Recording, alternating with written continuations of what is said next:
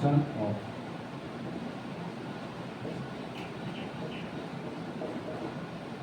point charge in electric field. Electric field, मान लो electric field इस direction में है, ठीक है। तो इलेक्ट्रिक फील्ड क्या है? Force act on unit positive charge called electric intensity. मैंने यूनिट चार्ज पर लगने वाला फोर्स है इलेक्ट्रिक फील्ड, है ना। अगर मान लिया जाए हमने यहाँ पर कोई पॉइंट चार्ज रख दिया, ठीक है, फील्ड के डायरेक्शन में है, इसका मास क्या है? m बराबर मास ऑफ पॉइंट चार्ज। इस पर फोर्स कितना लगेगा? यूनिट चार्ज पर लगने वाला फोर्स है ही, क्यू चार्ज पर लगने वाला क्या बताया था?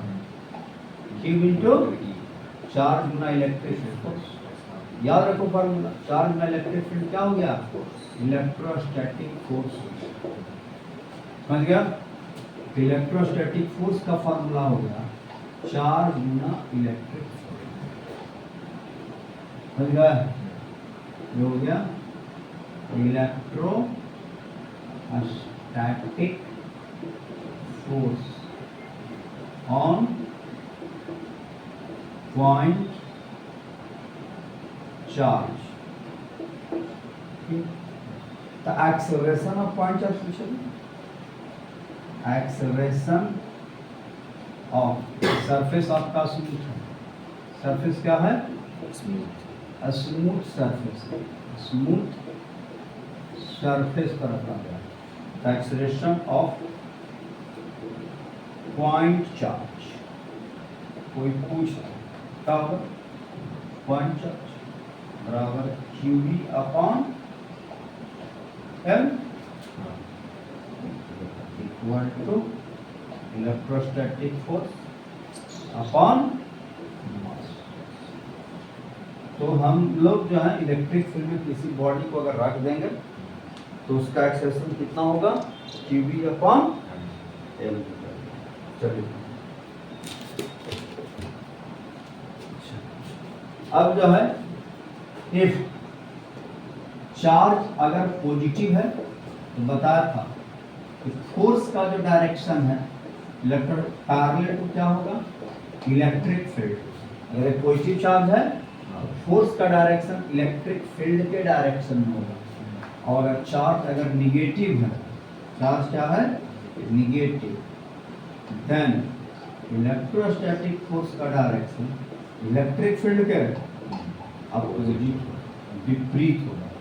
इलेक्ट्रिक जिस डायरेक्शन में उसके अपोजिट होगा। क्वेश्चन कहता है application, electric field vertically up दिया हुआ है 100 न्यूटन पर मीटर, ये यूनिफॉर्म इलेक्ट्रिक फील्ड है। ये क्या है? यूनिफॉर्म इलेक्ट्रिक फील्ड दिया हुआ है। कहता है कि find minimum amount of charge placed on block on for lift vertically upward. इस पर कितना मिनिमम चार्ज रखें कि लिफ्ट कर जाए? मास जिसका दिया हुआ है 100 ग्राम, तो ऊपर की तरफ लिफ्ट करने का क्या कंडीशन है? अगर इसको ऊपर लिफ्ट करना तो क्या कंडीशन होना चाहिए? बिना फोर्स तो लगना ही चाहिए, बिना फोर्स तो लिफ्ट करेगा नहीं। तो लिफ्ट करने क्या कंडीशन क्या होना चाहिए? नॉर्मल जीरो होना चाहिए। मान लो एक बोतल को हमको उठाना है तो क्या होना चाहिए कंडीशन? अरे नीचे वाला लगने वाला फोर्स, ऊपर लगने वाला फोर्स बड़ा होना चाहिए, तो नहीं उठेगा जी। तो उठेगा? बड़ा सा पत्थर है, तुमको उठाना नहीं उठ रहा, इसका मतलब क्या है? नीचे जितना फोर्स लगा उसे तुम कम फोर्स लगा रहे हो। कोई बॉडी को उठाना इसका मतलब क्या है? ऊपर लगने वाला फोर्स नीचे लगने वाले फोर्स से ज्यादा होना चाहिए या कम से कम बराबर होना चाहिए। उससे कम में तो वो हिल ही नहीं सकता है, समझा? तो अगर बॉडी को लिफ्ट करना इसका मतलब है ऊपर लगना है, ये तो नीचे लगेगा, और लिफ्ट करना तो कॉन्टैक्ट तो खत्म हो जाएगा। ऊपर लगने वाला फोर्स कितना, इस पर मान लो प्लस चार्ज रखे हैं, क्यू कितना चार्ज रख दिया, तो Q into electrostatic force, Q equal to amount of charge placed on body, placed on block। क्यों amount of charge रखे हैं, इलेक्ट्रोस्टैटिक फोर्स कितना लग जाएगा, चार्ज पॉजिटिव है तो इलेक्ट्रिक फील्ड के डायरेक्शन में, इलेक्ट्रिक फील्ड कहाँ की तरफ दिया हुआ है, ऊपर की तरफ। तो क्या हो जाएगा, हियर क्यूबी इलेक्ट्रोस्टैटिक फोर्स जो होना चाहिए बड़ा होना चाहिए या कम से कम बराबर होना चाहिए, किससे, ग्रेविटेशनल फोर्स से। अब क्या हो जाएगा, क्यू निकालना है, greater equal to mg by, Q greater है तो ग्रेटर है, मिनिमम वैल्यू mg बाय हो जाएगा, लेता नहीं। अब क्या हो जाएगा, क्यू मिनिमम बराबर मास कितना 100 ग्राम, जी का मान इलेक्ट्रिक फील्ड 200, 200 तो कट गया, 10 टू द पावर -2,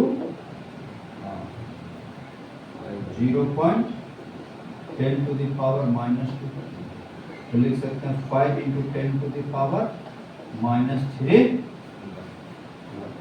समझ गया। ग्रेटर है तो ग्रेटर कम से कम इतना चार रखेंगे तो बॉडी क्या कर जाएगा, लिफ्ट कर जाएगा।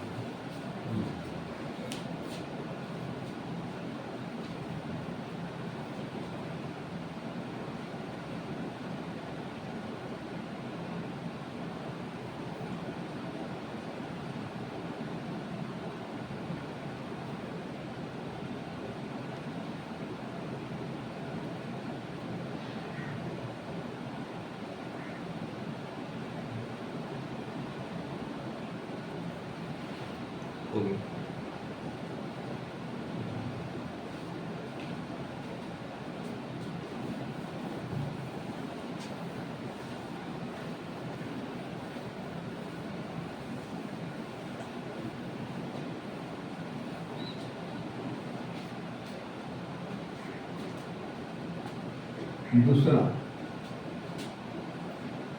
एक चार्ज बॉल है, बॉल का मास दिया हुआ है, मास 100 ग्राम, चार्ज दिया हुआ है 2, 4,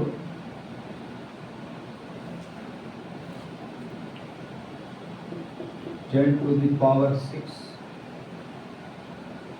कूलम, और हॉरिजॉन्टल में इलेक्ट्रिक फील्ड सेटअप, हॉरिजॉन्टल में electric field setup in form electric field setup in horizontal direction 400 newton पर कूलम पूछता है,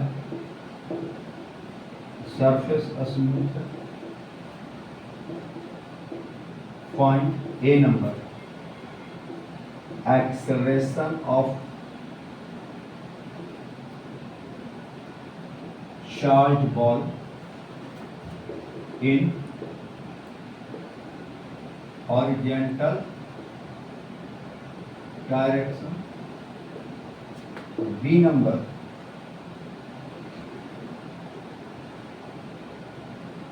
displacement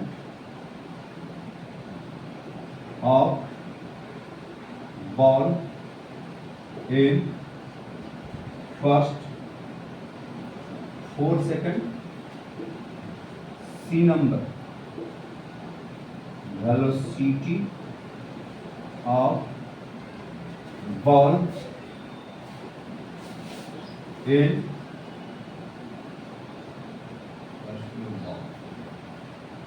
at t equal to 2 seconds.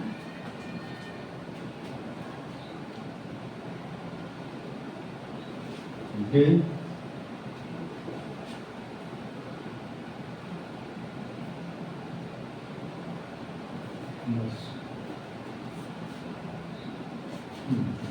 initial velocity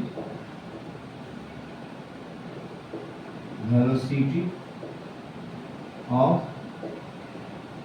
ball equal to, मैंने बॉल को rest से छोड़ा गया, इनिशियल वेलोसिटी ऑफ बॉल क्या है,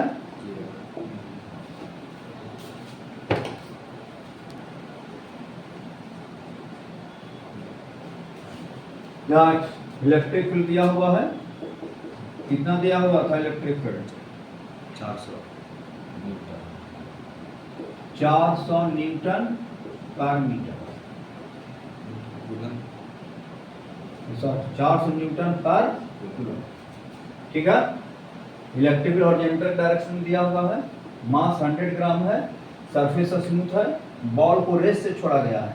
पूछता acceleration of charge ball in horizontal direction, horizontal direction को मैं एक्स एक्सिस ले लिया है, एक्सेलरेशन अलोंग एक्स बराबर क्या लिख देंगे, फोर्स पर कैलकुलेट कर लेंगे हॉरिजॉन्टल में, q इनटू यूनिट चार्ज पर लगने वाला फोर्स है E, तो q चार्ज पर q into E, charge positive है तो इलेक्ट्रिक फील्ड के डायरेक्शन में फोर्स लगेगा, चार्ज बाय मास एक्सेलरेशन हो गया।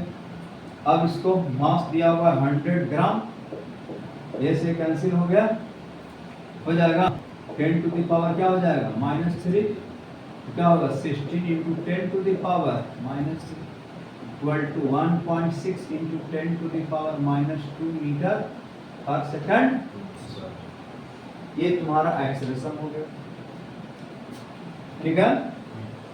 अब जो है बी नंबर कहता है डिस्प्लेसमेंट कितना समय में, फर्स्ट 4 सेकंड में। बॉल को रेस्ट से छूटा है, x बराबर initial velocity along x plus half ax और इनटू एक्सेलरेशन कांस्टेंट है, इक्वेशन ऑफ काइनेमेटिक्स लगेगा, कांस्टेंट है ना, इक्वेशन एक्सेलरेशन क्या है तुम्हारा कांस्टेंट, इक्वेशन ऑफ काइनेमेटिक्स लगाते हैं। x बराबर रेस्ट से छूटा है 0 गुना t प्लस हाफ, एक्सेलरेशन कितना है 1.6 गुना 10 टू द पावर -2, टाइम कितना लग गया है 4 का 16, 0 पॉइंट क्या हो जाएगा 8, x इक्वल टू क्या होगा 48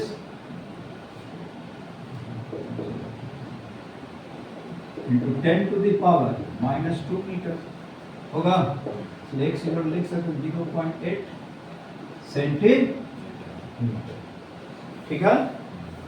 इक्वेशन ऑफ काइनेटिक्स निकाल लिया। सी पूछता है velocity of ball at t equal to 2 second, तो फिर इक्वेशन ऑफ काइनेटिक्स लगाएगा, vx बराबर ux plus ax into vx, rest से छूटा है, एक्सेलरेशन क्या है, एक्सेलरेशन जो है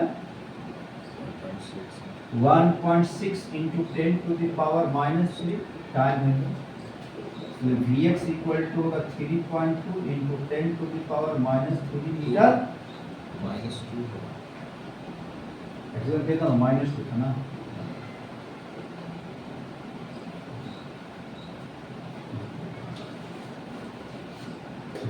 a ball of mass 100 gram having the charge 4 into 10 to the power 9 to minus 4 into 4.9 into 10 to minus 2 coulomb.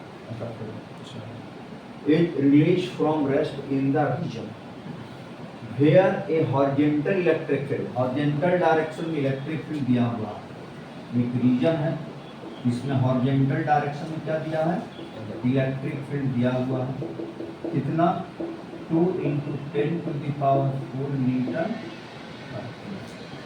कहता है कि उस पर चार्ज कितना रखा गया है, एक बॉल है, मान लो एक बॉल है, इस पर चार्ज रख दिया गया है 4.9 into 10 to the power -2 kilo का चार्ज, ठीक है। तो पूछता है फाइंड मास कितना है, क्योंकि मास इसका दिया हुआ है, मास इसका दिया हुआ है 100 ग्राम। तो पूछता resultant force act on ball, ball पर रिजल्टेंट फोर्स कितना लगेगा। इस बॉल पर कुछ जैसे छोड़ेंगे इस बॉल पर दो फोर्स लगेगा, एक इलेक्ट्रोस्टैटिक फोर्स प्लस चार्ज है ना इलेक्ट्रिक फील्ड के डायरेक्शन में क्यू इनटू, और दूसरा ग्रेविटेशनल फोर्स एम इनटू होगा। अब क्या हो जाएगा रिजल्टेंट फोर्स, हैंगिंग लकड़ी बन रहा, तो a number resultant force, resultant force पर क्या होगा क्यूबी प्लस क्या मुझे नबड़ी बन रहा मुझे पैरेलल रहता तब ना रूट अंडर क्यूबी का स्क्वायर प्लस एम जी होगा, क्योंकि एंगल दोनों की नबड़ी बन रहा सेम डायरेक्शन होता तो जोड़ देते। क्यू कितना दिल है 2 into 10 to the power 4.9 10 to the power minus 2 into 10 to the power 4 a whole square plus mass 100 gram 0.1 g का मान 9.8 ले लीजिए, इसका क्या होगा हाँ होगा। अब क्या होगा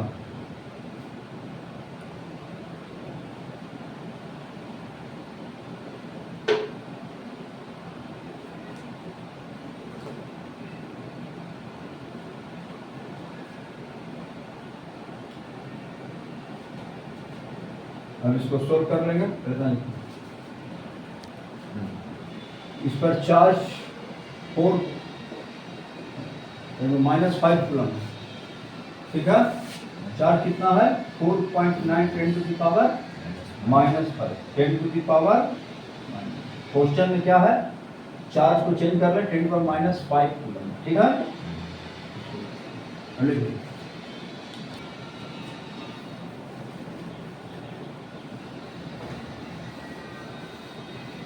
अब इसको सोल्व कर लेना है, तो कितना बचेगा 10 टू द पावर -1, तो क्या आ जाएगा root under 10 to the power -1, तो 0.49 इंटू 2 का स्क्वायर इंटू प्लस 0.98, ये भी आ जाएगा 0.98 का स्क्वायर और 0.98 इंटू रूट 2 आ जाएगा कितना मीटर। सोल्व कर लेंगे। चलिए पाथ क्या होगा है ना, तो बॉडी किधर चलेगा रिजल्टेंट फोर्स के डायरेक्शन में बॉडी का क्या होगा एक्सेलरेशन होगा, इधर रिजल्टेंट फोर्स लगेगा, रिजल्टेंट फोर्स का डायरेक्शन इधर हो गया, तो acceleration of body along the resultant force equal to क्या हो जाएगा 0.98 अपॉन मास कितना दिया था 100 ग्राम, तो 0.1 इसका मतलब है 98 10 ऊपर जाएगा इंटू 2 मीटर पर सेकंड होगा। और जब बॉडी एक्सलेट इधर करेगा तो बॉडी का मोशन क्या होगा एट स्ट्रेट लाइन, तो एक्सेलरेशन कांस्टेंट है ना, इसका मतलब है इस भी क्या ना motion of ball that is motion of ball on a straight line along the resultant acceleration. किधर की तरफ? रिजल्टेंट एक्सेलरेशन स्ट्रेट लाइन में चलेगा, इसी डायरेक्शन में उसका एक्सेलरेशन है। जितना फोर्स चलेगा उधर एक्सेलरेट करेगा, एक्सेलरेशन के डायरेक्शन में बॉडी एक्सेलरेट मूव करेगा। Motion of ball on a straight line along the resultant acceleration.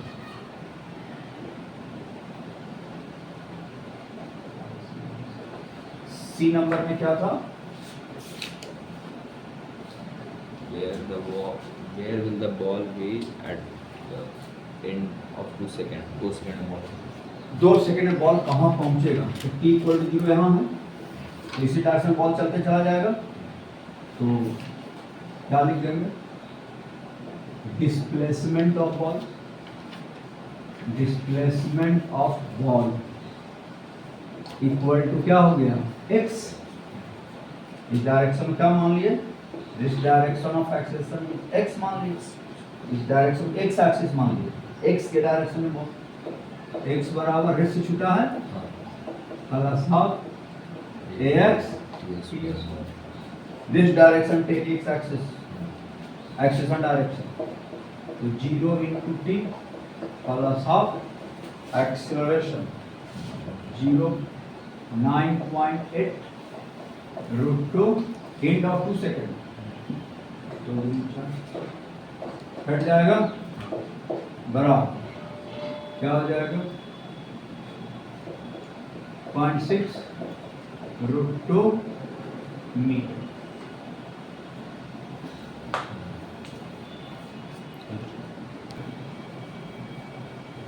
ये हो गया डिस्प्लेसमेंट ऑफ बॉल 2.27.7 मीटर, इसको लगभग लिख सकते हैं 28 metre along the direction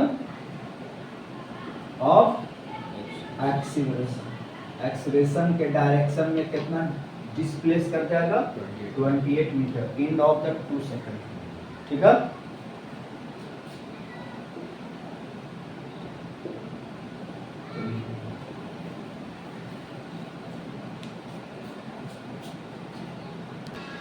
Q equal to charge on book, L equal to length of light string. यहाँ दिया हुआ uniform electric field vertically upward दिया हुआ है, एक बॉल को स्ट्रिंग से टांग दिया गया, तो हम लोग स्मॉल बॉल को बोक कहेंगे, इस पर चार्ज क्यू रखा गया, इसका मास सेम है, स्ट्रिंग का लेंथ कितना दिया हुआ है? ऐसे क्वेश्चन को सोल्व करने के लिए सबसे पहले मीन पोजीशन पर क्या कैलकुलेट कर लें? टेंशन। ठीक है, और टेंशन में अगर मास से अगर डिवीजन कर देंगे तो हमको जी इफेक्टिव निकल जाएगा। तो सबसे पहले सिंपल पेंडुलम का टाइम पीरियड का फॉर्मूला क्या पढ़ें? T equal to 2 √L/G effective. ठीक है ना, यहाँ पॉइंट ऑफ सस्पेंशन रेस्ट में है, तो जी इफेक्टिव हम लोग कैसे कैलकुलेट करेंगे? हियर जी इफेक्टिव बराबर हो जाएगा टेंशन क्वेश्चन लिख लिया है, तो जी इफेक्टिव बराबर tension in string at mean position division mass of, both से डिवीजन कर दीजिए तो क्या निकल जाएगा? जी इफेक्टिव निकल जाएगा। ऐसे क्वेश्चन बनाने के लिए मीन पोजीशन, ठीक है, tension in string at mean position find कर लीजिए और मास ऑफ बोथ से डिवीजन कर दें तो हमको जी इफेक्टिव निकल जाएगा। अब जो है इस पर फोर्स क्या क्या लगेगा? एम जी कहाँ लगेगा? नीचे। टेंशन टी कहाँ लग रहा है? पॉजिटिव चार्ज है, इलेक्ट्रिक फील्ड ऊपर है, इलेक्ट्रोस्टैटिक फोर्स भी कहाँ लग जाएगा? ऊपर की तरफ। एट मीन पोजीशन क्या पर है, एट मीन पोजीशन क्या होता है, resultant force y direction T plus QB minus mg equal to T बराबर mg माइनस QB हो जाएगा। और टेंशन में डिवीजन करते हैं मास से, तो टेंशन बाय मास बराबर क्या होगा, mg minus QB by m, यही हो जाएगा G इफेक्टिव। तो G माइनस QB बाई, याद रखिए एयर QB बाई m जो है वह छोटा होगा किससे, G, ठीक है। तब जो है टाइम पीरियड इसका फाइंड कर सकते हैं, अदरवाइज नहीं। QB by m less than G होगा तब आप टाइम पीरियड इसका फाइंड कर सकते हैं। चलिए, तो याद रखना है G इफेक्टिव कैसे निकालना है, tension in string at mean position find कर लेना है, मास ऑफ बोथ से डिवीजन कर देना है, तो G इफेक्टिव निकल जाएगा। टेंशन यहाँ हमने निकाल लिया मीन पोजीशन पर, रिजल्टेंट पर 0 होता है, ऐसा ना। तो T ऊपर लग रहा है, प्लस चार्ज है, तो इलेक्ट्रोस्टैटिक फोर्स कहाँ लग जाएगा, इलेक्ट्रिक फील्ड के डायरेक्शन में। इलेक्ट्रिक फील्ड ऊपर की तरफ है, तो इलेक्ट्रोस्टैटिक फोर्स भी कहाँ लग जाएगा, ऊपर की तरफ। ये आपका इलेक्ट्रोस्टैटिक फोर्स, इलेक्ट्रोस्टैटिक फोर्स क्या लग जा रहा है, ऊपर। mg नीचे, इलेक्ट्रोस्टैटिक फोर्स प्लस चार्ज है, ठीक है, दिखा लेंगे। इलेक्ट्रोस्टैटिक फोर्स ऊपर की तरफ लग रहा है, टेंशन ऊपर, इलेक्ट्रोस्टैटिक फोर्स ऊपर, mg कहाँ लग रहा है, नीचे की तरफ लग रहा है, ठीक है। तो T प्लस mg माइनस इतना आ जाएगा, यहाँ से क्या निकल गया, टेंशन, और टेंशन निकल गया तो G इफेक्टिव निकल गया। और G इफेक्टिव में ये वैल्यू जो होना चाहिए G से छोटा होना चाहिए, तब हम इसका टाइम पीरियड फाइंड कर सकते हैं, ठीक है।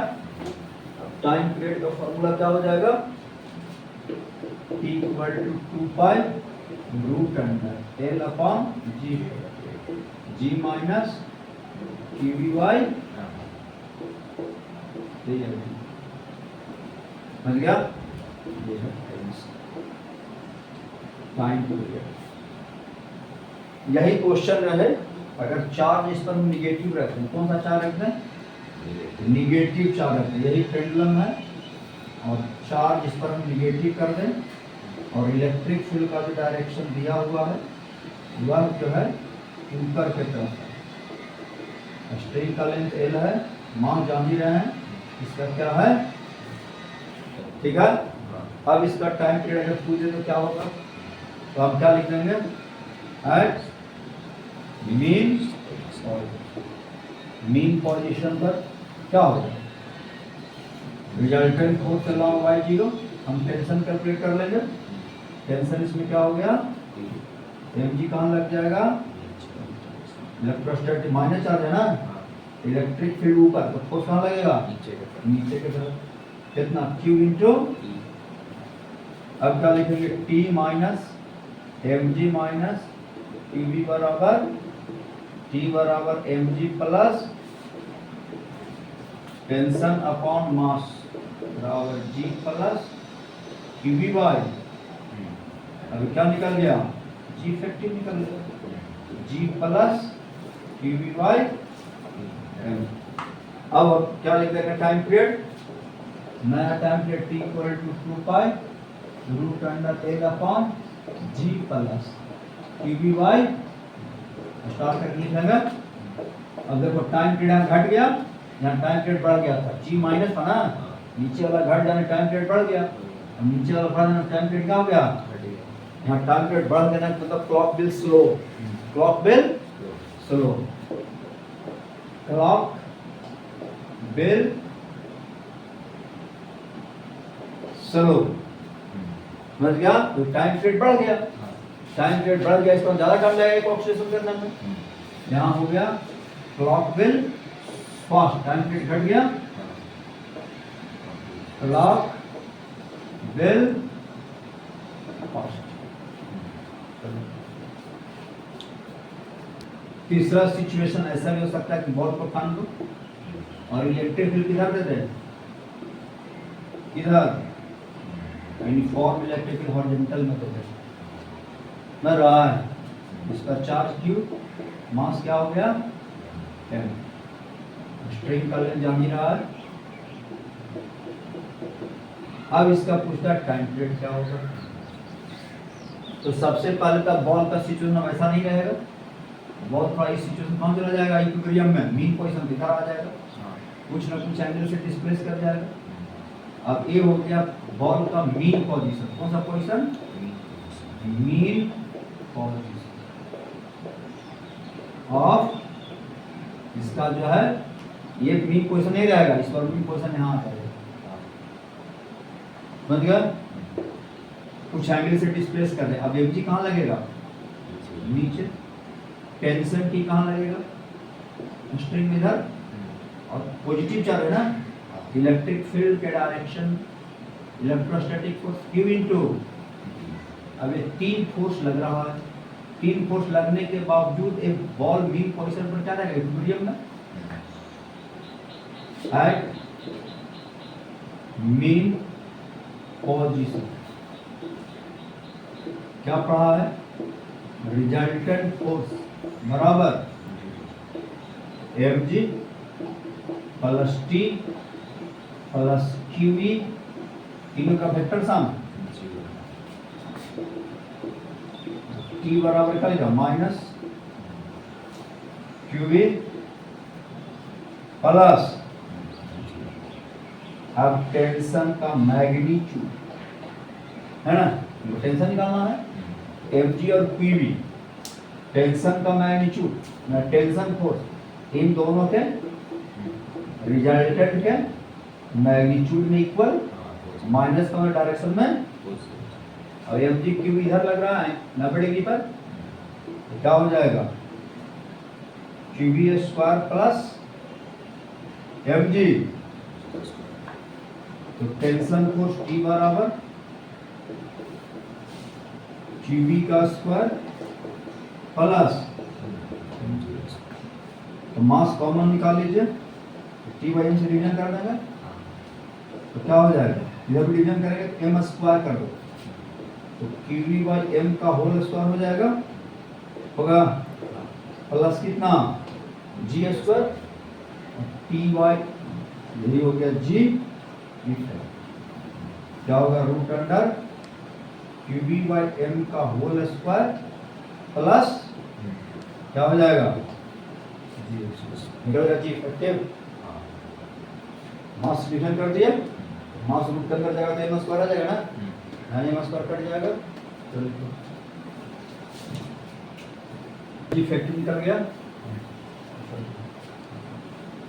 टाइम पीरियड तो क्या हो जाएगा, now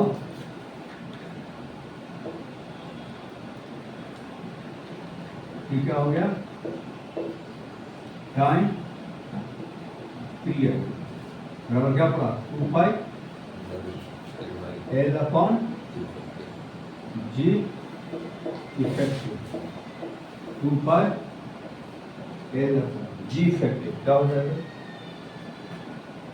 QV by M whole square plus G square, power क्या हो जाएगा,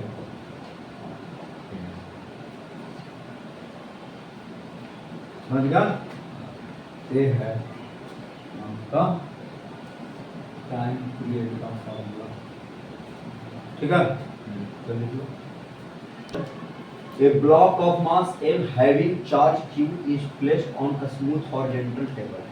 A smooth horizontal table पर क्या रखा गया, ब्लॉक, जिसका मास M है, चार्ज Q है, horizontal table and is connected by wall, और इसको क्या चीज कनेक्ट कर दिया गया, वॉल से कनेक्ट कर दिया गया, throw unstressed spring of a spring constant unstressed spring shown in figure, that the horizontal electric field E parallel to a spring is switched on, electric field parallel switched on, find mean position of block। सबसे पहले block का क्या निकालना है, अब ये block का spring unstressed condition में है, जैसे ही आप इलेक्ट्रिक फील्ड का स्विच ऑन कीजिएगा प्लस चार्ज है ना, हाँ, इस पर इलेक्ट्रोस्टैटिक फोर्स किधर लगेगा, राइट डायरेक्शन में, हाँ, और इस पोजीशन थोड़ा कहाँ खिसक जाएगा, ये आगे, आगे की तरफ खिसक जाएगा, और इसका जो है अब इसमें जो है स्प्रिंग में थोड़ा इलोंगेशन आ जाए, है ना, इलोंग mg नीचे लगेगा, सरफेस स्मूथ है, ऊपर लगेगा, इलेक्ट्रोस्टैटिक फोर्स Q इधर लगेगा, और स्प्रिंग फोर्स x नॉट इधर लगेगा। x नॉट क्या है, x naught equal to mean position of block.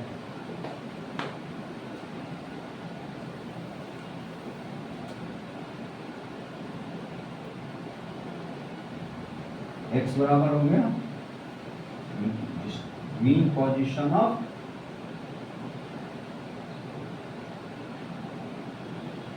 at mean position of block, x equal to x not equal to elongation in spring, elongation in from natural समझ गया, at mean position of block x not equal to elongation in a spring from natural state। Natural state से कितना spring elongation हो गया, x not हो गया। अब जो है तो मीन पोजीशन पर क्या पढ़े हैं, ए नंबर क्वेश्चन में क्या लिखे थे, find mean position of block, mean person, find mean person, in find mean position of block, find question सुधार लीजिए, फाइंड ए नंबर में लिख लें elongation in a spring, elongation in a spring, elongation in a spring when block at mean position, ये number सुधार कर लेंगे,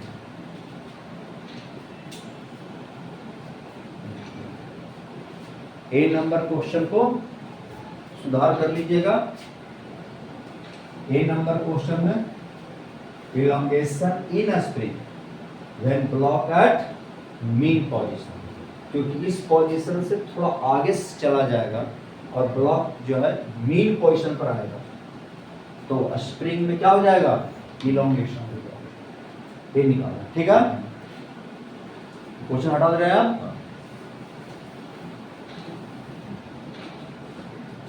अब x naught equal to elongation in a spring from neutral at mean position में जैसे clock आया natural state से कितना इलोंगेट हो गया, x नॉट।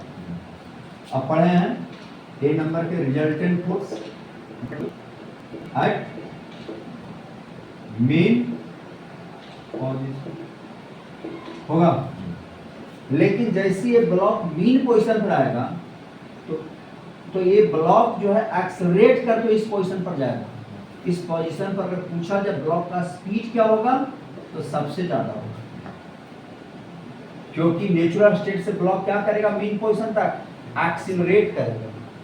मीन पोजीशन जैसे आगे बढ़ेगा ब्लॉक फिर फर्दर डीएक्सेलरेट होगा और मैक्सिमम इलोंगेशन गेन करने के बाद ब्लॉक कम टू रेस्ट, यही सिचुएशन है। तो क्या होगा, QE minus KX naught, x naught equal to QE by, समझ गया।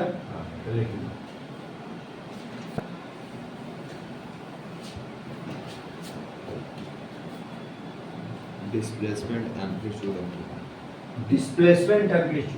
Of block in simple harmonic motion, अगर ये सिंपल हार्मोनिक मोशन करेगा तो इसका डिस्प्लेसमेंट एम्पलीट्यूड कितना होगा, या तो मैक्सिमम स्पीड यहाँ गेन कर लिया, अब यहाँ से क्या करेगा वह फर्दर फिर डिस्प्लेस होगा, नहीं, कब तक बेस प्लेस करते रहेगा? जब तक ये रूट में जाए, है ना, जब तक ये रूट में। तो मान लिया गया कि इस स्प्रिंग में मैक्सिमम जो है इलोंगेशन कितना हुआ? x equal to maximum elongation in a spring from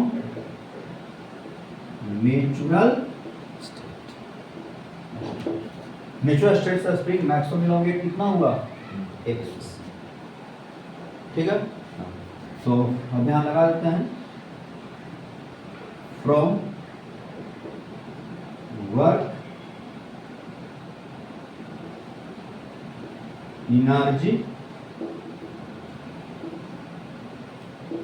theorem क्या लिख देंगे? kf minus work done by gravity, work done by normal, work done by electrostatic force plus work done by spring force. नहीं, हम maximum elongation निकाल लेते हैं कि natural state से ब्लॉक कितना मैक्सिमम नेचुरल स्टेट से स्प्रिंग में मैक्सिमम कितना इलोंगेशन हुआ। तो जितना ब्लॉक डिस्प्लेस करेगा उतना स्प्रिंग में क्या होगा? इलोंगेशन होगा, है ना। क्योंकि जब ब्लॉक यहाँ था तो स्प्रिंग समान अवस्था में था, नेचुरल स्टेट में था, और यहाँ से ब्लॉक जितना मैक्सिमम डिस्प्लेस करेगा उतना ही स्प्रिंग में मैक्सिमम इलोंगेशन होगा। तो क्या हो जाएगा? kf फाइनल काइनेटिक एनर्जी 0 हो गया, इनिशियली ब्लॉक प्लेस से छूटा है तो ये भी 0। वर्क डन बाय ग्रेविटी नीचे डिस्प्लेसमेंट राइट है, ये भी 0। नॉर्मल कहाँ लग रहा है? डिस्प्लेसमेंट किधर है? तो वर्क क्या होगा? 0। अब इलेक्ट्रोस्टैटिक फोर्स राइट, डिस्प्लेसमेंट हो रहा है राइट, तो work done by work done by spring force लिखता है, इलेक्ट्रोस्टैटिक फोर्स। तो QE फोर्स और उसी के डायरेक्शन में डिस्प्लेसमेंट, मैक्सिमम इलोंगेशन कितना? x, मैक्सिमम x इलोंगेट है ना। मैक्सिमम इलोंगेशन के बाद ब्लॉक का फाइनल काइनेटिक एनर्जी 0 हो जाएगा, क्योंकि जब तक ब्लॉक डिस्प्लेस होते रहेगा, जब तक ब्लॉक रुकेगा नहीं, स्प्रिंग फैलते रहेगा, इलोंगेट होते रहेगा। जैसे ही ब्लॉक रेस्ट में आ जाएगा, स्प्रिंग में इलोंगेशन स्टॉप हो जाएगा। तो मैक्सिमम इलोंगेशन पर क्या होगा? ब्लॉक की kinetic energy 0, initial 0, final minus. Maximum elongation कितना हुआ? x लिख चुके हैं, फोर्स इधर, डिस्प्लेसमेंट इधर।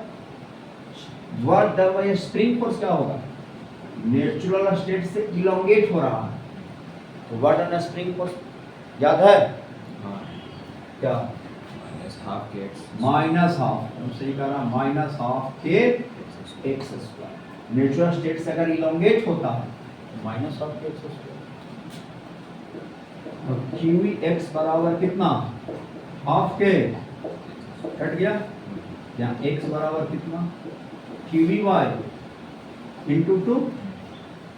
तो मैक्सिमम इलोंगेशन स्प्रिंग इतना होगा, और मीन पोजीशन जब था तो स्प्रिंग इलोंगेशन कितना था? x0। पहले तो लिखो। अब जो है मान लो कि ब्लॉक, समझो पिक्चर, स्प्रिंग समान अवस्था में था नेचुरल स्टेट में, तो एक ब्लॉक मान लो कि यहाँ था, ठीक है।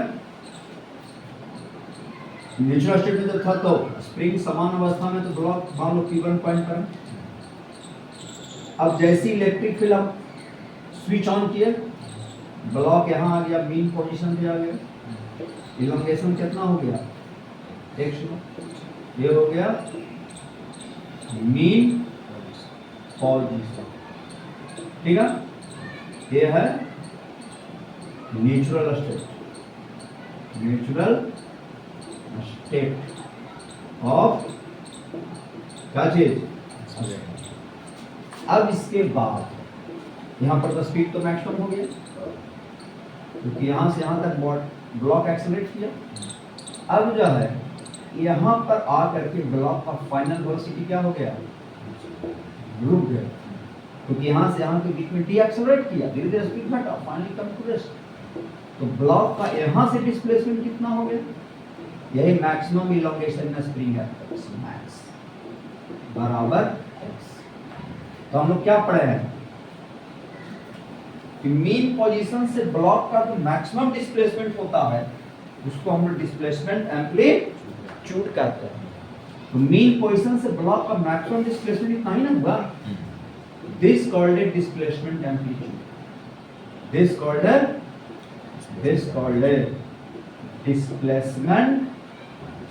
डिस्प्लेसमेंट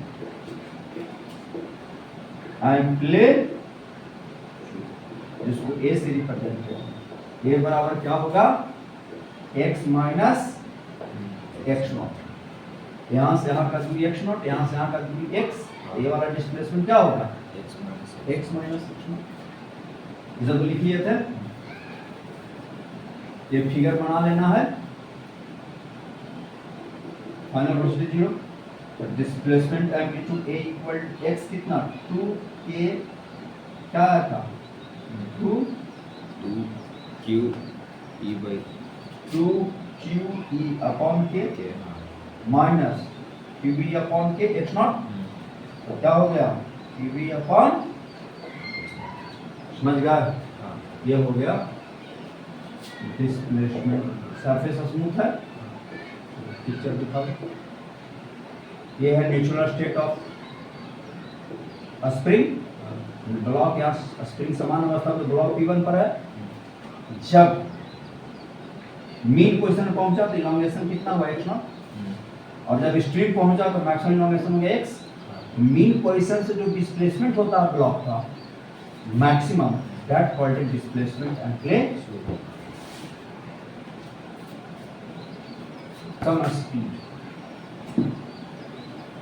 तो एक देखो, अब हम पढ़े थे SHM में कि angular frequency of the block depends on mass of the block and spring constant, पढ़ा था ना। तो C नंबर में क्या होगा, maximum speed of block V बराबर A इंटू ओमेगा, A कितना हो गया k QV बाई K, और इंटू एंगुलर फ्रीक्वेंसी क्या हो जाएगा K बाई M, एंगल पढ़ा था ना 2 पाई ओमेगा M बाई K, यहाँ K बाई M हो जाएगा एंगुलर फ्रीक्वेंसी। ये क्या है एंगुलर फ्रीक्वेंसी, जो डिपेंड करता है स्प्रिंग कांस्टेंट और मास पर, ठीक है। तो ये हो गया मैक्सिमम स्पीड। तो अब लिख सकते हैं V मैक्स बराबर GV अपॉन K कट जाएगा यहाँ root under K into other ना D number time period equal to 2 pi by, ऐसे बताया था स्प्रिंग ब्लॉक सिस्टम में time period depends on mass and spring constant, 2 pi M by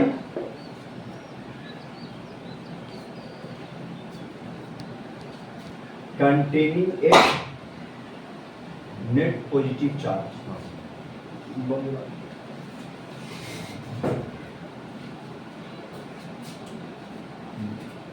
The block of mass M connecting a net positive charge Q is placed on the horizontal table containing, वो block है जिसका mass m और charge q contain कर रहा है, net positive charge is placed on the smooth horizontal table, ठीक है। Which terminate ये वर्टिकल वॉल, इसके सामने क्या टर्मिनेट कर रहा है vertical wall as shown in figure, distance between block from wall is D, wall से ब्लॉक की दूरी कितना दे रखा है, ये ब्लॉक है। Find time period of the resulting oscillatory motion, resultant oscillatory जो मोशन होगा उसका टाइम पीरियड क्या होगा। क्वेश्चन में क्या था कि ब्लॉक जो है यहाँ से d डिस्टेंस पर रखा हुआ है, इलेक्ट्रिक फील्ड इस डायरेक्शन में अप्लाई किया गया, जिस पर पॉजिटिव चार्ज डालेंगे तो फोर्स किधर लगेगा, इलेक्ट्रिक फील्ड के डायरेक्शन में, जिसकी वजह से क्या करेगा, इस डायरेक्शन में एक्सीलरेट करेगा ना।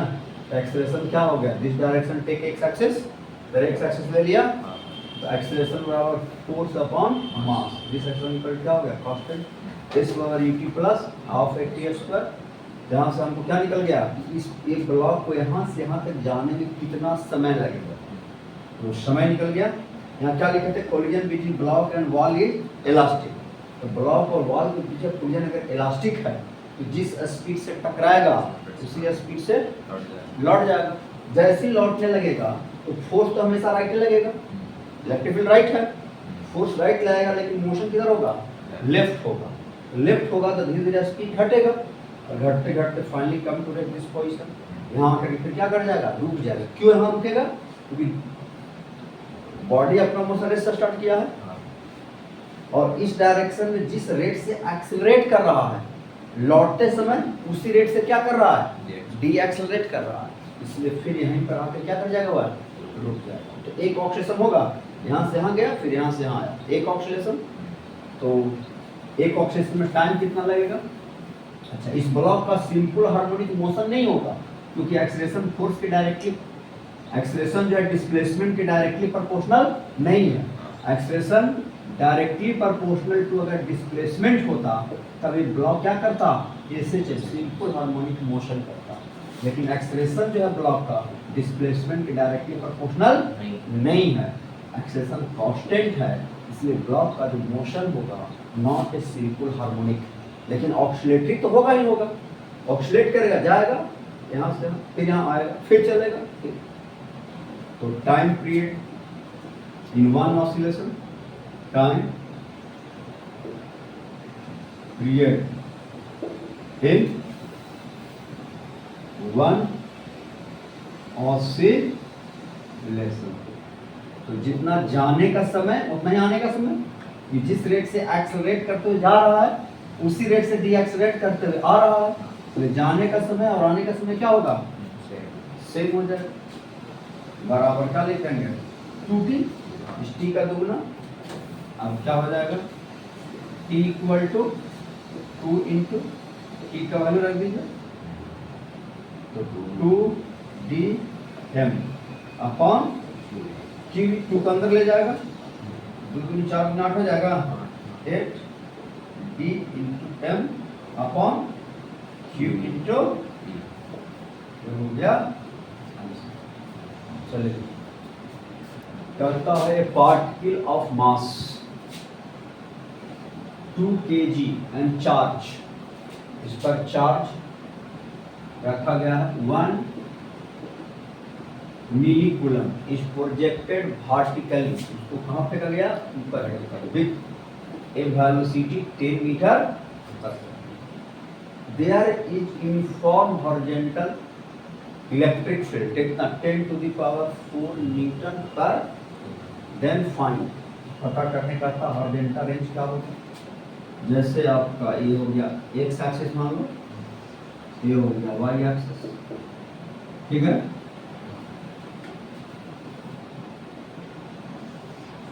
वाई एक्सिस, हॉरिजॉन्टल के डायरेक्शन में आपका इलेक्ट्रिक फील्ड दिया हुआ है, ठीक है। आप फेंक रहे हैं पार्टिकल कहाँ, वर्टिकली, आपका इनिशियल वेलोसिटी दे रहा हूँ, कितना गति से, 10 मीटर।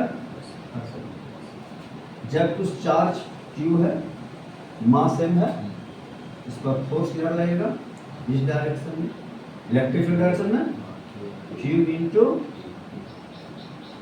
फोर्स हो गया along x, तो एक्सेलरेशन along x कितना होगा, qb बाई, तो चार्ज कितना है,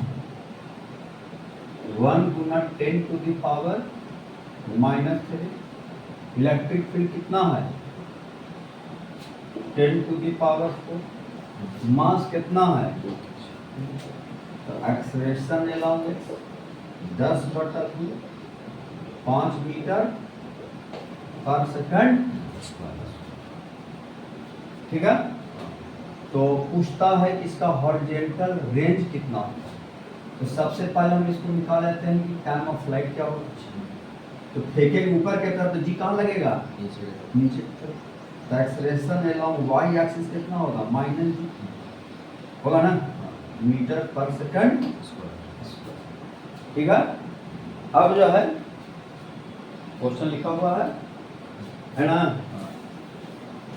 तो सबसे पहले टाइम ऑफ फ्लाइट निकालो पार्ट टू का, कितना टाइम तक ये फ्लाई किया। अब इसका पाथ क्या बन जाएगा, इस तरह का पाथ बन जाएगा। एक्स में भी डिस्प्लेसमेंट होगा और वाई में भी डिस्प्लेसमेंट होगा। जब यहाँ से यहाँ आएगा टाइम ऑफ फ्लाइट पहले निकाल लेंगे।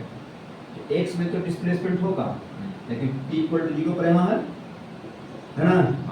अब कैपिटल टी क्या यहाँ आ गया, तो t इक्वल टू क्या हो गया, टाइम ऑफ फ्लाइट। पहले हम b बना लेते हैं, टाइम ऑफ फ्लाइट। तो क्या लिख देंगे, y बराबर v/t plus a/t square. Equation y की डायरेक्शन लगाएंगे। ठीक है, क्योंकि y में एक्सेलरेशन क्या है, कांस्टेंट है। इक्वेशन यहाँ से जब यहाँ आ जाएगा तो x में डिस्प्लेसमेंट तो हो गया, लेकिन y में डिस्प्लेसमेंट क्या हो गया, 0 होगा ना, 0।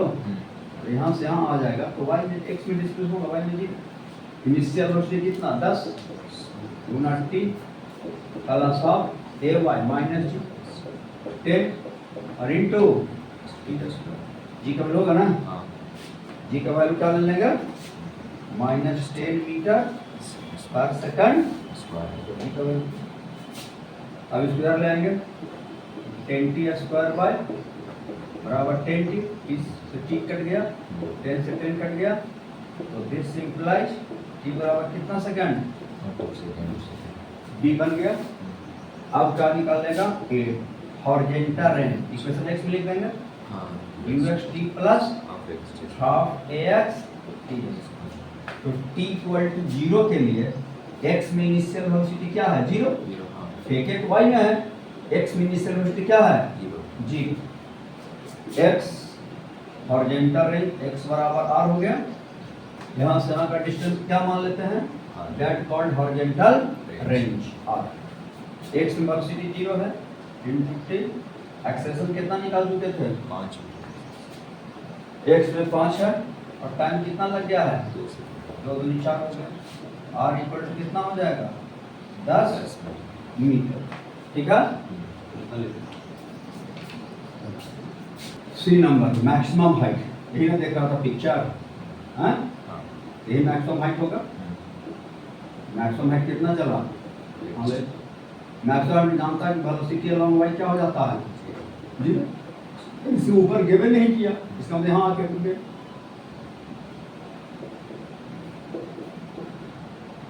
है ना, इधर की तरफ एक्सेलरेशन आप निकाल चुके थे कितना, 5 मीटर,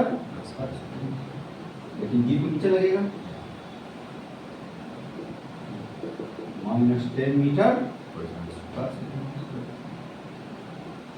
देख रहे हैं ऊपर की तरफ वेलोसिटी कितना था, v इक्वल टू 10 मीटर, जबकि इनिशियल वेलोसिटी लॉन्ग x क्या है, t इक्वल टू 0 पर सिचुएशन है ना। तब maximum height, this is the h, क्या हो गया मैक्सिमम हाइट,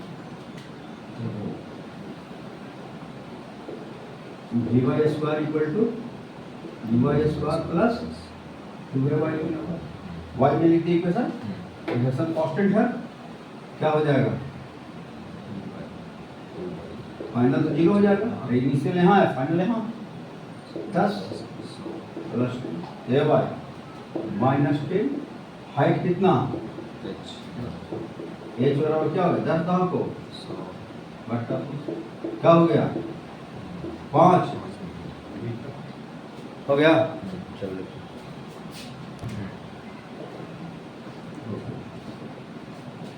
कहता है, देखिए क्वेश्चन का रहा फाइंड, क्या है, find find the magnitude of uniform electric field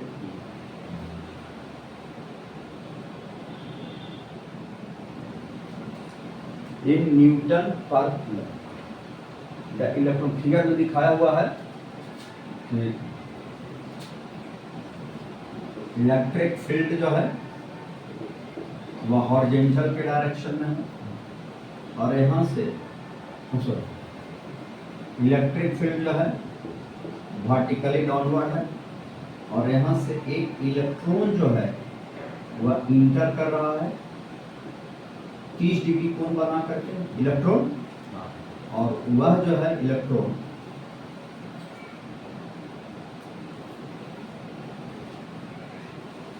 motion करते हुए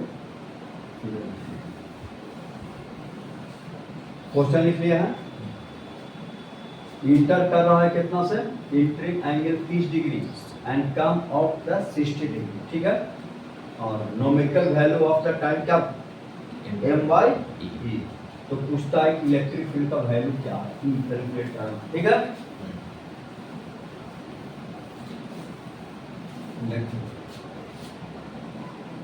फिगर में इलेक्ट्रिक फील्ड आपका डाउनवर्ड दिखाया हुआ है,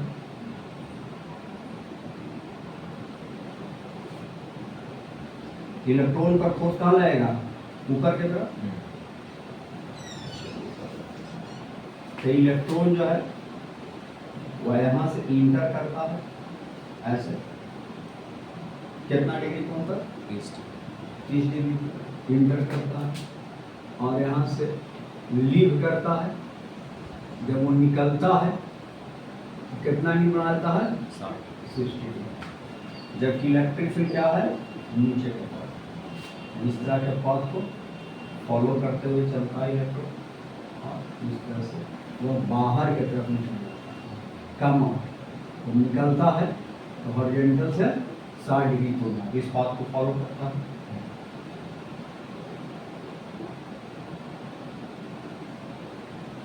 ठीक है, पहले फिगर दिखा लीजिए। इस वेलोसिटी देखिए इंटर कर रहा है 100 मीटर, इस वेलोसिटी का दो कंपोनेंट होगा, एक एक्स के डायरेक्शन होगा, दूसरा क्या होगा वाई का डायरेक्शन होगा। 100 cos 30 ऊपर में क्या होगा वाई के डायरेक्शन में 100 sin होगा, इधर क्या होगा वेलोसिटी, मान लिया वेलोसिटी भी हो गया x के डायरेक्शन में हो गया vx बराबर v, क्या लिखेंगे जब vx हो गया दूसरा कंपोनेंट क्या हो जाएगा ऊपर के तरफ vy हो जाएगा वेलोसिटी आप देखो होगी। तो अब force act on the electron, electron पर फोर्स कैसा लिखते हैं, अब देखो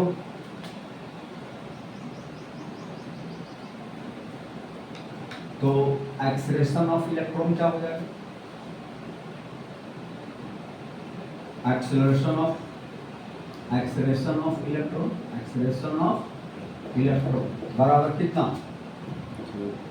फोर्स लग जाएगा क्यू बटा मास ऑफ इलेक्ट्रॉन, कहाँ की तरफ ऊपर की तरफ, इलेक्ट्रॉन पर नेगेटिव चार्ज तो फोर्स ऑन द इलेक्ट्रॉन कहाँ हो जाएगा, इलेक्ट्रॉन पर फोर्स हो जाएगा ऊपर के डायरेक्शन, है ना, फोर्स एक्ट ऑन इलेक्ट्रॉन ऊपर के डायरेक्शन, मास ऑफ इलेक्ट्रॉन से डिवीजन करते एक्सेस तो क्या सकते हैं a y equal to e y, ठीक है। अच्छा हम जानते हैं एक्सेलरेशन अलोंग एक्स एक्सिस क्या होगा 0, एक्स के डायरेक्शन में कोई फोर्स नहीं लग रहा है, यहाँ हम लोग निगलेक्ट करके चल रहे हैं gravitational force act on electron is negligible, क्योंकि इलेक्ट्रॉन का मास बहुत छोटा होता है, उसमें अगर जी से गुना कर देंगे m गुना जी तो वैल्यू बहुत छोटा होगा, उसको हम निगलेक्ट कर सकते हैं, मैंने ग्रेविटेशनल फील्ड को यहाँ पर क्या कर रहे हैं इग्नोर कर रहे हैं, ठीक है, या ग्रेविटेशनल फोर्स को हम इग्नोर कर रहे हैं।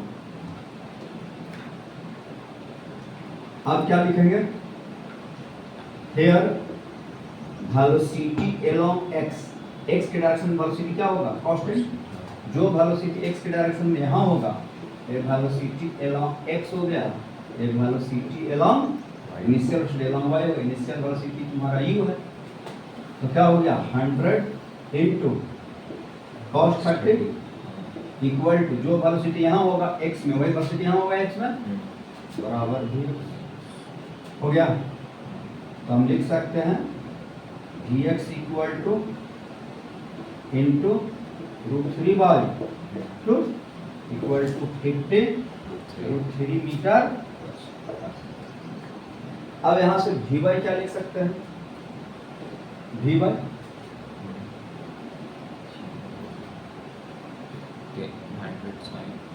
नाउ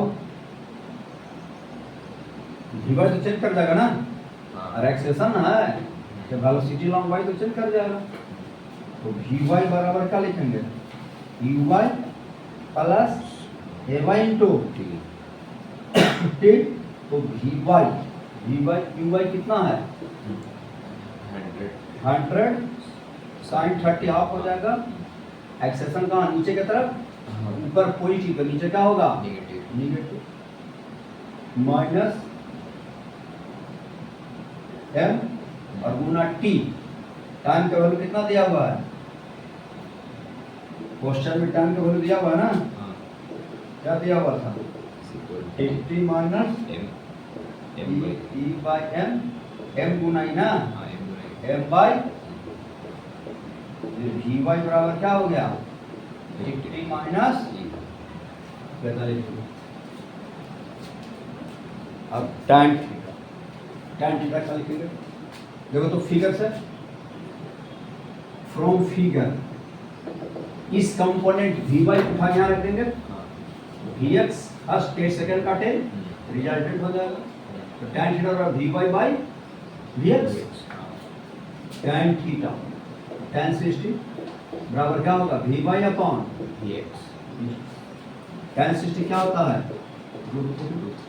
वी वाई कितना दिया हुआ है 50 माइनस वी एक्स निकाले थे ना, कितना 50√3। इसको इधर ले आइए, क्या होगा 50 150 बराबर 50 माइनस 3।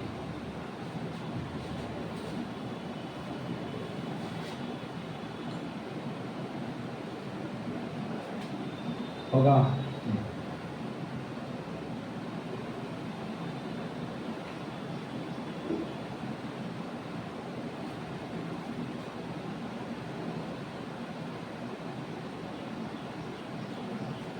यानी निकाल लिया था 30 डिग्री, ऐसे लिया था ना। हाँ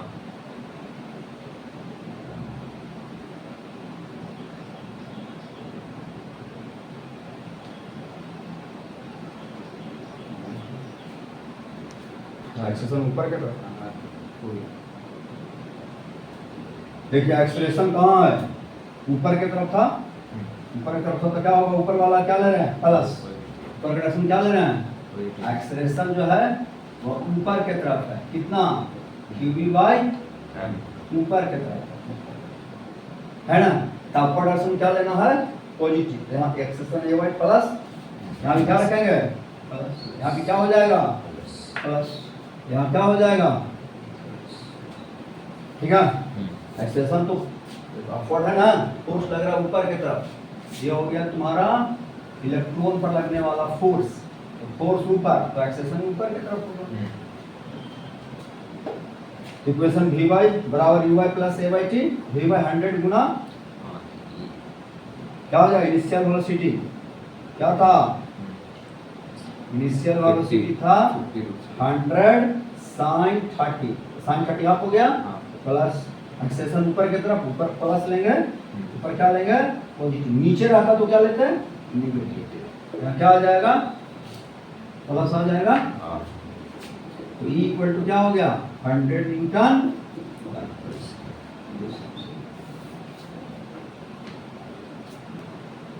Two positive charge particle of charge Q1 and charge Q2 have mass m each, प्रत्येक का मास क्या है, प्रत्येक का मास m।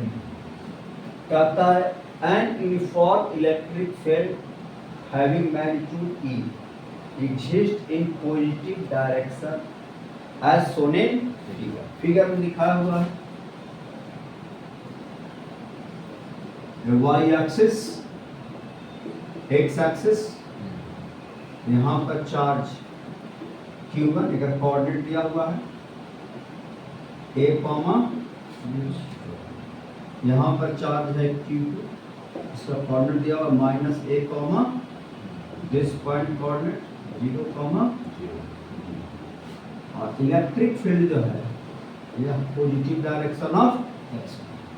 इलेक्ट्रिक फील्ड क्या है, यूनिफॉर्म है। सो the given two charged particles are released from rest t equal to 0 पे ये सिचुएशन कब है, t equal to 0, इसको भी रेस्ट से छोड़ा गया, इसको भी रेस्ट से छोड़ा गया। इनिशियल वेलोसिटी दोनों का क्या है, जबकि मास दोनों का क्या है, same. at t equal to 0 as shown in figure। कहता if position of Q1 का position at 2 second etch given by coordinate, अब 2 सेकेंड के बाद Q1 का कोऑर्डिनेट हो गया 2,2a,0, then find coordinate of Q2 at 2 second. तो फिर 2 सेकेंड बताइए कि Q2 का कोऑर्डिनेट क्या होगा जब Q1 का कोऑर्डिनेट हो रहा है, क्या हो रहा है, 2a, 0। कहता है neglect the gravitational interaction force between two mass, दो मास के बीच में लगने वाला ग्रेविटेशनल इंटरेक्शन जो फोर्स है उसको क्या कर देना है, निग्लेक्ट कर देना। ठीक है, पिक्चर समझ गया है, क्वेश्चन बना दे।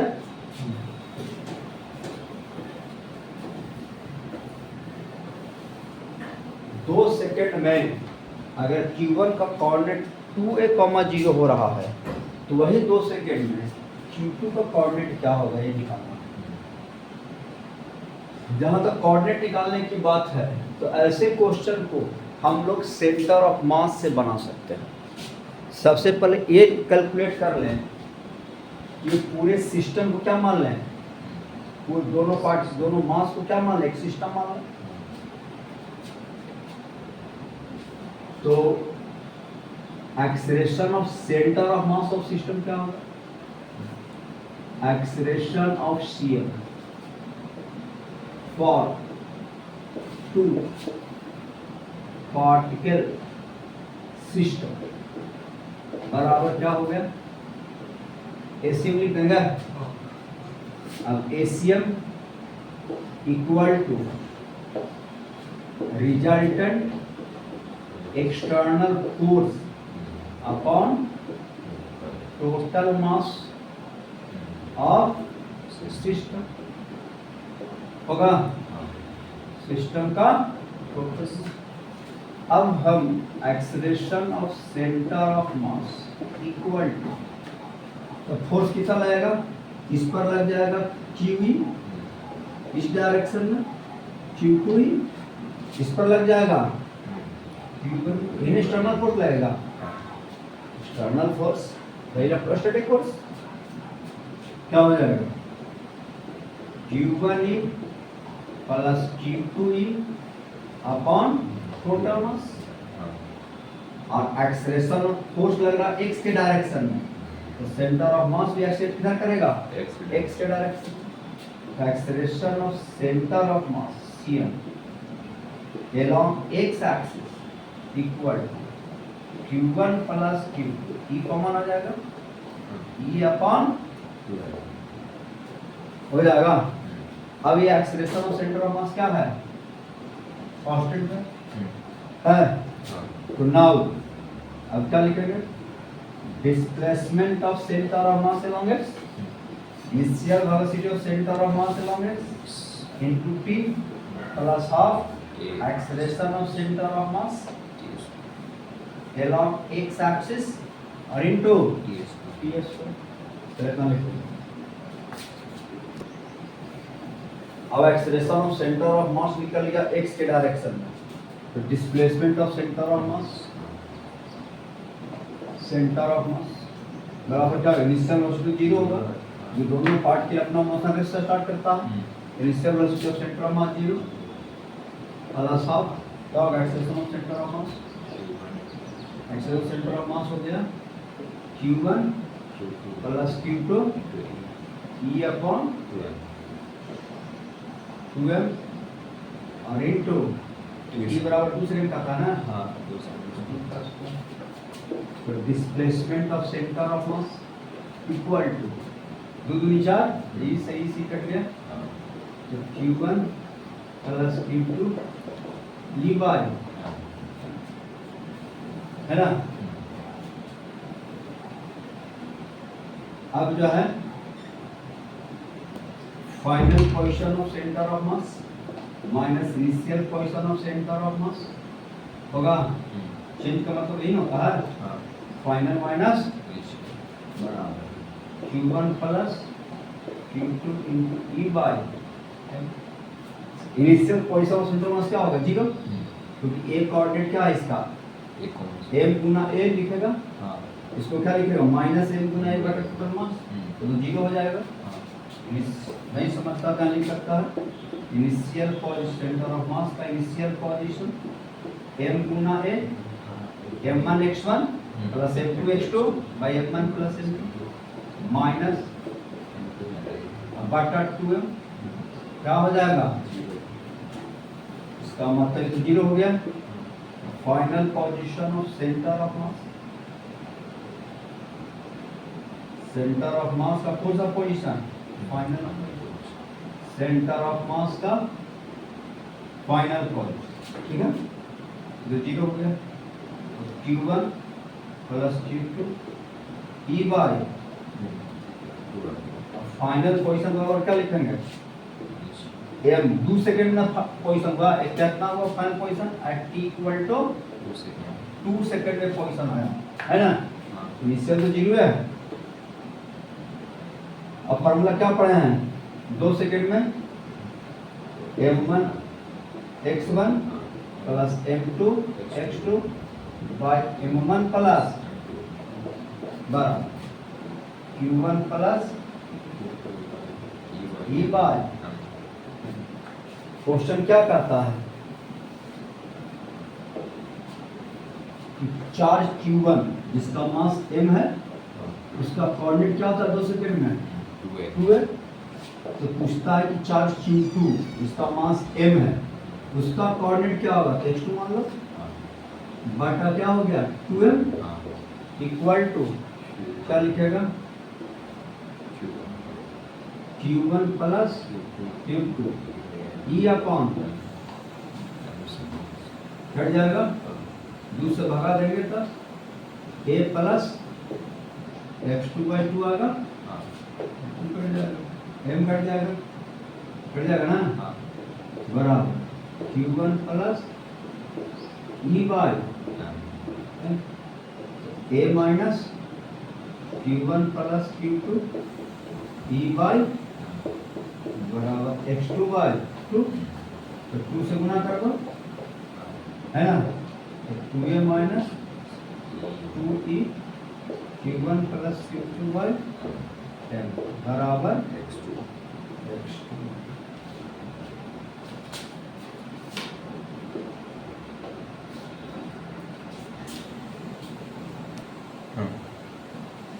यहाँ ठीक है, इधर जाएगा ना, क्या हो जाएगा x2 by equal to q1 plus e by minus, इसलिए x2 बराबर क्या हो जाएगा 2 e by m q1 plus minus है ना, इधर जाएगा ना x2